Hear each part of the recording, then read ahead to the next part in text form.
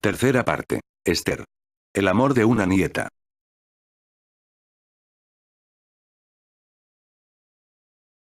Prólogo. Al llegar a la madurez, no todo el mundo llega, me atrevería a asegurar que no más del 2% lo consigue. El que logra se vuelve solitario, habla poco y escucha mucho. Es capaz de transmitir pensamientos, frases y deseos sin despegar sus labios. Sin necesidad de que sus cuerdas vocales se rocen para provocar ese maravilloso sonido que denominamos habla. Invito a mis amigos lectores a reflexionar un poco. A detenerse.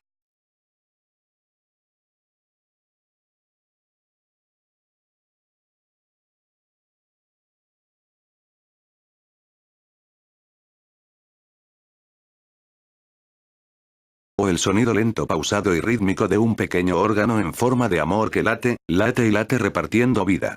Acompasado con el lanzamiento de aire, precedido de una absorción, nos permite con dos órganos gemelos y el anterior, en forma de corazón, a distribuir vida. No busquéis en las cosas grandes, porque allí solo encontraréis el boom de un momento. Mientras que en esas cosas simples es donde uno puede extraer la felicidad de su interior y saborearla fuera para compartir esa dicha consigo mismo o con otro ser que comparta nuestras ondas.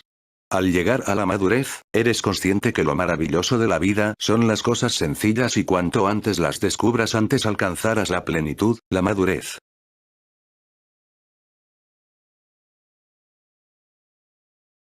Capítulo primero. El embarazo de Andrea. El matrimonio llevaban 2 años casados. Se habían doctorado, concluyendo el MIR y en las oposiciones obtuvieron plaza en hospitales de Donostia.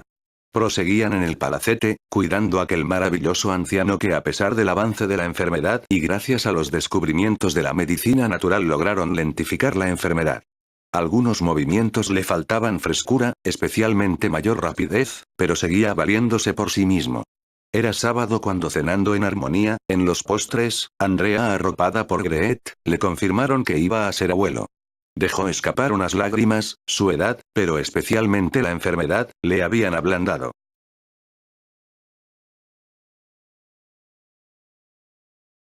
Se abrazó a Greet, que era el más cercano, para dirigirse hacia Andrea y fundirse con la futura mamá. Vas a ser abuelo. Sonrió. Ninguno era hijo suyo, pero los quería como si lo fueran y aquella noticia le tocó el corazón. Nunca le había gustado que entrara gente, fuera de la familia, a nadie en el palacete, pero la iniciativa de contratar personal para el mantenimiento, limpieza y preparación de las comidas partió de él. Hasta la fecha Andrea, arropada por aquella pareja de hombres que convivían con ella, se las habían agenciado para que todo funcionara. No era menos cierto que el peso lo llevaba ella. Ahora en su estado no era cuestión de forzar y económicamente podían sin ningún problema. En un principio, conocedora de los gustos del anciano, trató de retrasarlo pero no lo consintió.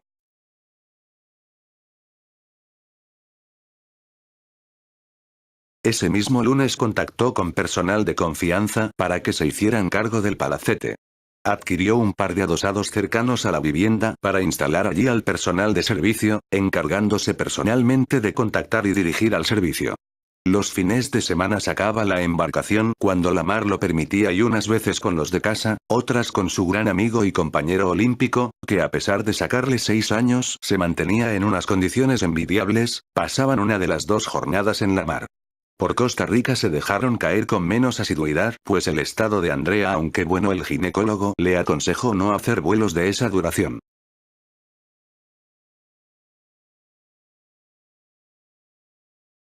Se perdieron en varias ocasiones por tierras de Greet, y aprovechaba la oportunidad para ir al acantilado y recordar tantos momentos vividos junto a Anki.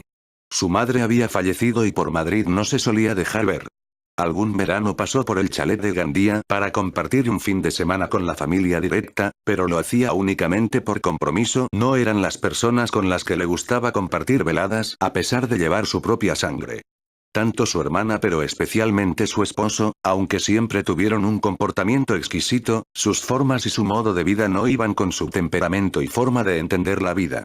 Los abuelos de Andrea le confesaron que en cuanto naciera aquella criatura, debían desplazarse con el bebé a Costa Rica.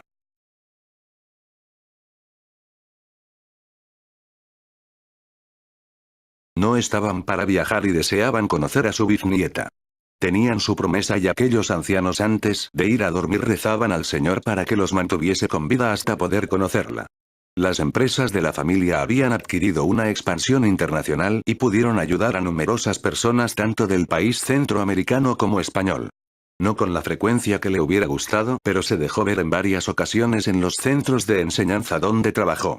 Seguía colaborando con periódicos y especialmente con la Facultad de Victoria. Había sido un enamorado de su profesión y ahora sin ninguna obligación aparente seguía haciendo sus pinitos con artículos y alguna que otra investigación en la que colaboraba o bien con el profesorado o con alumnos preparando trabajos de fin de carrera.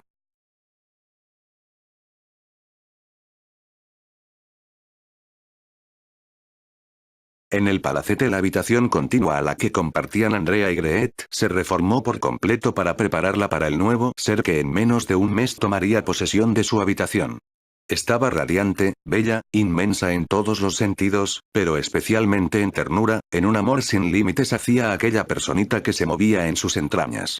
Sentados en el salón contemplaba, con sus manos acariciando su abdomen, a su otro gran amor, aquel maestro al que veneraba. Se había dormido en el sillón y pudo leer en las expresiones de su rostro cómo seguía recordando a su amor, aunque no llegó a conocerla, era la tía de su marido. Esos gestos de una felicidad sin límites del anciano le mostraban y desvelaban que Anki andaba en sus sueños.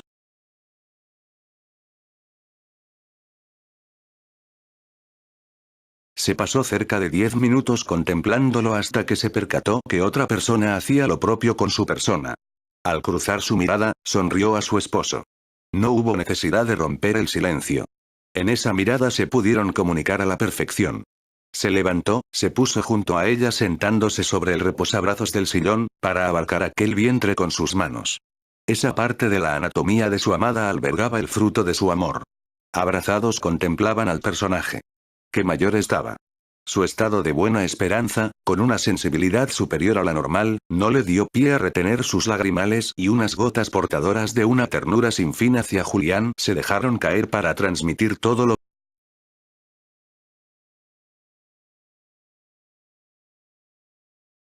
pensaba en él. Ahora podría vivir con el ser que portaba en su vientre, la parte que no pudo compartir con ella, su infancia, su niñez hasta la adolescencia donde se tropezó con aquel santo. No lo habían hablado pero estaba convencida, y así era, que andaba más inquieto e ilusionado, incluso que ellos mismos. Dos vivencias al tiempo, la de sentirse un educador del bebé, de una niña y finalizar si el señor lo creía conveniente de una mujercita. La segunda la de sentir esas increíbles sensaciones y sentimientos de ser abuelo. Siempre había escuchado y leído que era una sensación, unos sentimientos para ser más exactos, indescriptibles. Que era necesario pasar por ello para valorarlos y darse cuenta de su verdadera dimensión. Despegó sus párpados cuando ambos le observaban, sonrió.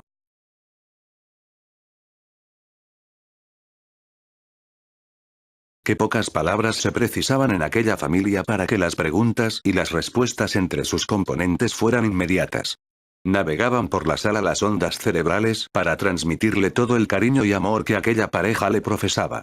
Percibieron las mismas ondas transmitidas por el personaje al que veneraban. Mañana viernes, volaré hacia Ámsterdam, donde he alquilado un vehículo con chofer para ir a casa. La pregunta no se hizo esperar por parte de Andrea, sonrió ante la sorpresa de su hija. Para aclarar de inmediato el porqué de aquel viaje. Ese sábado era el aniversario de la partida de su amor eterno al paraíso donde le aguardaba impaciente desde hacía décadas. El matrimonio sonrió y después de tiras y aflojas les convenció que deseaba ir solo.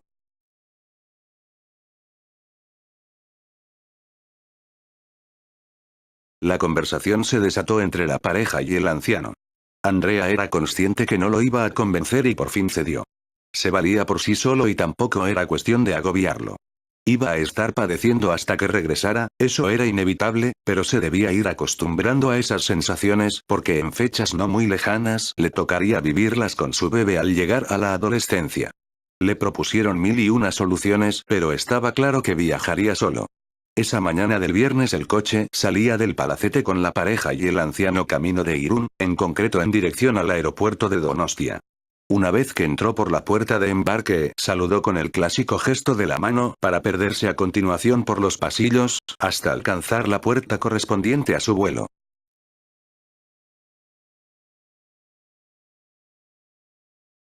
En la sala de espera ante su puerta los recuerdos fueron invadiendo su mente. El primer pensamiento viajó unas cuantas décadas atrás, en concreto cuando aguardaban el mismo vuelo para regresar a casa. Estaba con las últimas fuerzas, casi no podía caminar, pero recordaba su rostro, del que emanaba una felicidad indescriptible. No pudo retener sus lagrimales, su amor, su recuerdo, se hacía patente con una realidad tal que sentía su presencia, sus oídos percibían la armonía de su voz, débil, muy débil con sus últimas fuerzas, su vista se recreaba en sus facciones pronunciadas por los huesos, sin carne ni musculatura, pero con esa belleza interior que su espíritu exteriorizaba para hacerle sentirse en los cielos. Esas manos huesudas dejándose caer sobre su palma.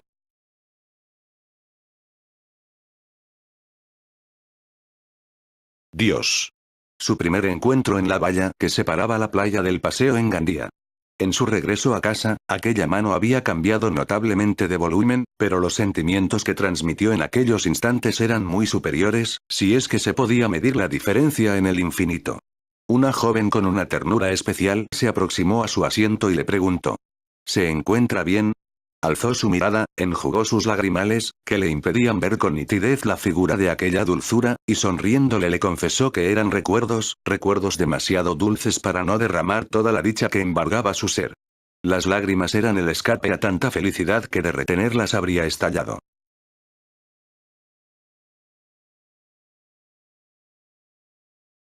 Cambió su expresión preocupada por una sonrisa, se sentó a su lado ofreciéndose para lo que deseara, e incluso se iría si prefería estar solo con una condición, que le contara esos recuerdos. Sonrió, a cualquier otra persona le habría invitado a que se entretuviese con otra cosa, pero aquella joven le llegó. Y sin más comenzó a relatarle la historia que había provocado renacer todas esas sensaciones, todos esos sentimientos. Conforme avanzaba la narración fueron esos encantadores ojos verdes los que se nublaron a consecuencia de ese líquido salado que expresan tantas sensaciones, tantos sentimientos que podríamos escribir un tratado sobre ello. Era una historia tan enternecedora, tan llena de amor, tan dura, tan maravillosa, tan desgraciada, tan feliz que fue incapaz de retener sus lágrimas.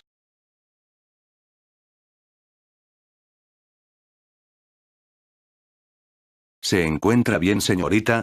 La pregunta lanzada con toda la intención de lograr que regresara a la realidad, le hizo sonreír, tomó la suave prenda, perfectamente limpia y planchada que le ofrecía aquel elegante caballero para recoger sus lágrimas y recuperar la visión de esos maravillosos ojos verdes. Concluida la operación comenzaron a reír. En una acción espontánea se abrazó como una nieta. Al finalizar el gesto volvieron a mostrar con la sonrisa la ternura de aquel momento. Como llamaban al embarque, entraron juntos al avión. Compartieron ubicación en el aparato, uno junto a otro, y pasaron las 2 horas de vuelo, conversando y contando un poco cómo les había tratado la vida. Recogidos los equipajes, se iban a despedir tras intercambiar sus correos electrónicos.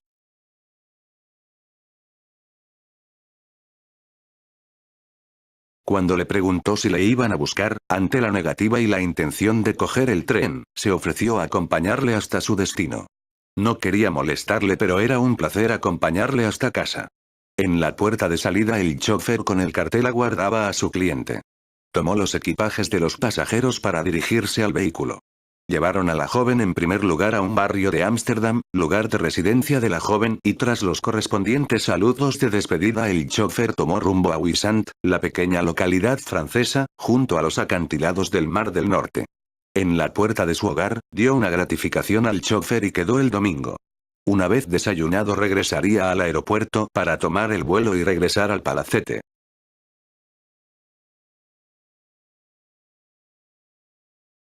Permanecía en la entrada, la puerta estaba abierta pues la abrió para que el chofer entrara el equipaje, pero no se había atrevido a pasar el umbral.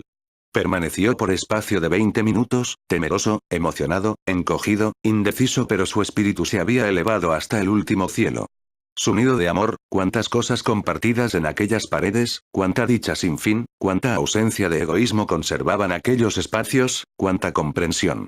Fue cruzar la entrada y notar cómo su cuerpo se elevaba, se desplazaba sin mantener contacto con el suelo. Su alma se adelantó para captar y filtrar todos esos sentimientos, para llevarlos al cuerpo con moderación, de lo contrario solo Dios sabe lo que habría pasado. Percibió su esencia, su aroma, su dulzura, su grandeza.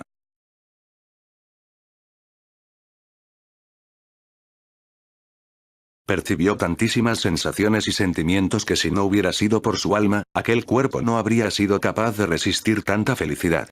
Entró en el salón y su sentido del oído percibía las voces de los padres de Anki, su sensual voz discutiendo con una ternura sin fin y suplicando hasta el infinito a sus padres para conseguir perderse con Julián, en el acantilado, o en el palacete de Donostia.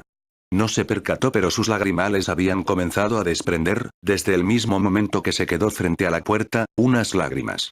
Sin duda eran conscientes que se debía abrir a tanta dicha, a tantas sensaciones, a tantas vivencias.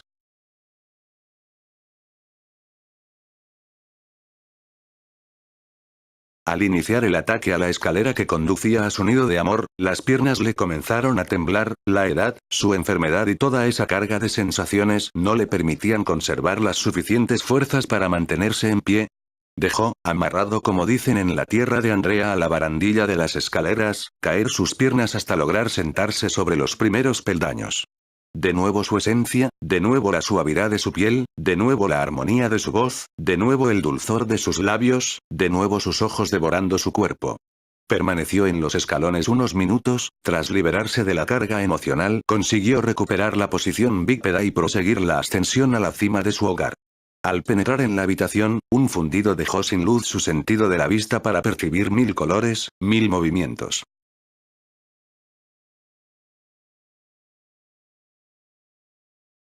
El caso es que la tenue luz matutina del sol le despertó.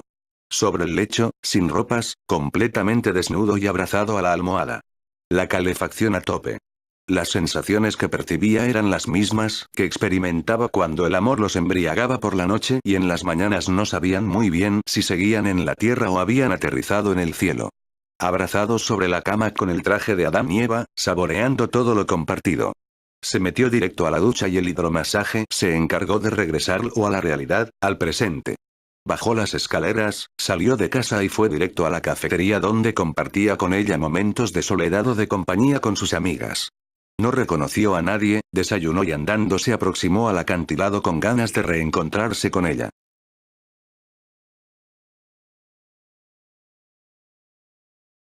Seguro que bajaría del paraíso para acompañarle durante esa jornada para compartir, para sentirse. No faltaban ni 50 metros para alcanzar el objetivo de su viaje, cuando sus piernas le volvieron a abandonar. Una roca cercana le permitió el apoyo que precisaba para tomar aliento, fuerzas y proseguir con su objetivo. A menos de 2 metros del acantilado. Allí donde lanzó sus cenizas al viento para que las transportara por todo el acantilado, permaneció impasible. Percibiendo esa refrescante brisa. Esa humedad del canal, todas esas sensaciones que enamoraron a Anki. Una racha fuerte de viento le obligó a desplazarse hacia atrás para no perder la verticalidad.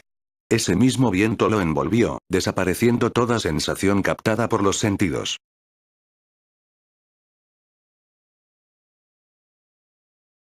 El viento le abrazaba y poco a poco iba tomando la forma de un ser humano, percibió su aroma y pegó más aún su cuerpo a la figura que se formaba abarcándola con sus brazos. Hasta encontrarse flotando en algún espacio, de algún lugar, pero era ella. Era Anki abrazándose a su amado, reencontrándose tras la friolera de más de 6 décadas. Saboreó el premio Nobel que le depositó, se embriagó con su mirada acompañada por esa sonrisa picarona y dulce. La sinfonía de su voz adormiló su estado hasta tal punto que solo deseaba sentir, captar lo máximo posible a través de sus sentidos todo lo transmitido en esos momentos. Deseando que ese sueño no finalizase nunca. Pero alguien entró en aquella nube al depositar su mano en su hombro y todo aquel sueño se desvaneció.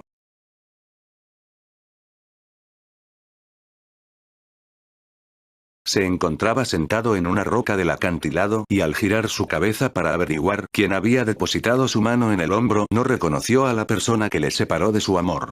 ¿Julián? Su nombre en tono de pregunta le descolocó más si cabe. Pero pronto las dudas, los interrogantes y las 1000 preguntas que se desataron fueron aclarando la situación. Se trataba de una mujer de edad avanzada, sobre los 80 y pico, no era otra que la amiga íntima de Anki. También se acercaba al acantilado con frecuencia para recordar a su amiga, pero a pesar de frecuentar Julián el lugar nunca habían coincidido.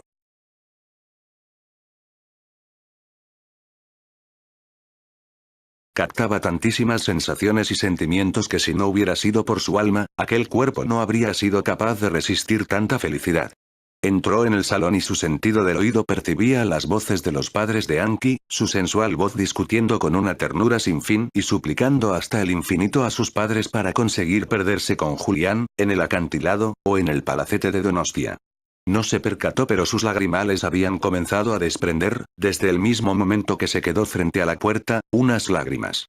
Sin duda eran conscientes que se debía abrir a tanta dicha, a tantas sensaciones, a tantas vivencias.